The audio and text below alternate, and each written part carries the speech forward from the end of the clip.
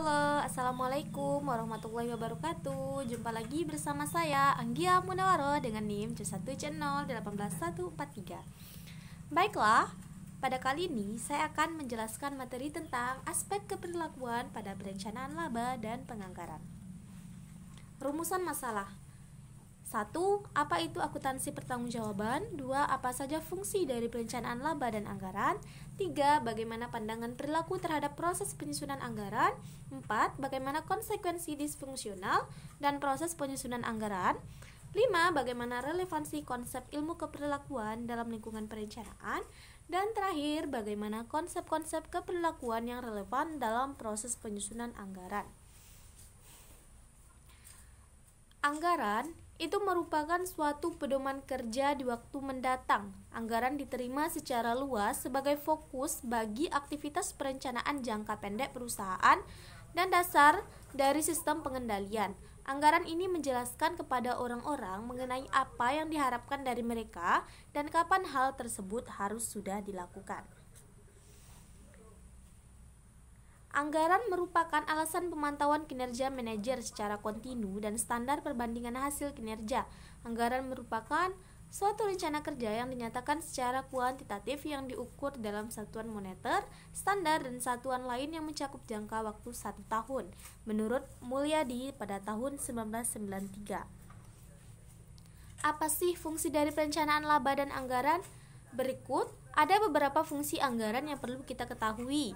Pertama, anggaran merupakan hasil akhir dari proses perencanaan perusahaan. 2. Anggaran merupakan cetak biru perusahaan. 3. Anggaran sebagai alat komunikasi internal. 4. Anggaran dapat digunakan sebagai pembanding standar.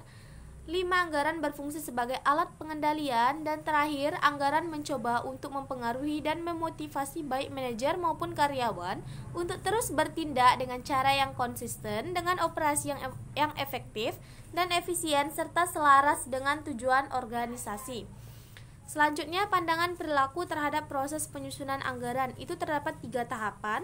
1. Tahap penetapan tujuan aktivitas, di mana perencanaan itu dimulai dengan menerjemahkan tujuan organisasi yang luas ke dalam tujuan aktivitas yang khusus. Kedua, itu tahap implementasi. Pada tahap ini, rencana formal tersebut digunakan untuk mengkomunikasikan tujuan dan strategi organisasi. Ketiga, tahap pengendalian dan evaluasi kinerja. Setelah anggaran diimplementasikan, maka anggaran tersebut berfungsi sebagai elemen kunci dalam sistem pengendalian. Selanjutnya, konsekuensi disfungsional dan proses penyusunan anggaran.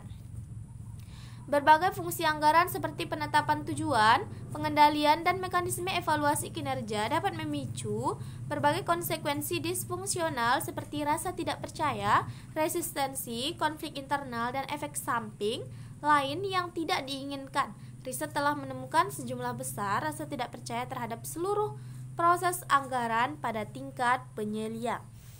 Selanjutnya itu relevansi konsep ilmu keperilakuan dalam lingkungan perencanaan. Terdapat dampak dari lingkungan perencanaan itu antara lain lingkungan perencanaan.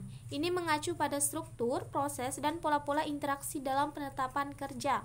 Kedua, ukuran dan struktur organisasi, di mana ukuran dan struktur dari suatu organisasi ini mempengaruhi perilaku manusia dan pola interaksi dalam tahap penetapan tujuan, implementasi, dan pengendalian serta evaluasi terhadap proses perencanaan.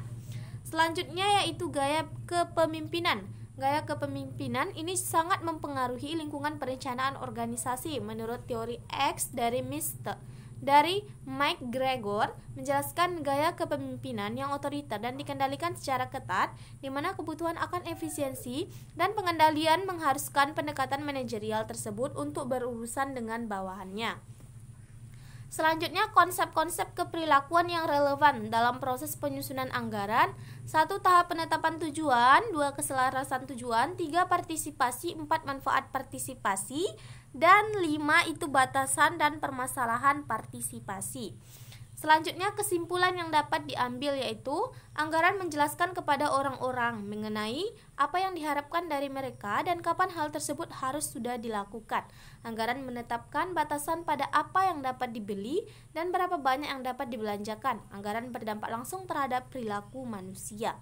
Jadi, aspek keperilakuan dari penganggaran ini mengacu pada perilaku manusia yang muncul dalam proses penyusunan anggaran dan perilaku manusia yang didorong ketika manusia mencoba untuk hidup dengan anggaran.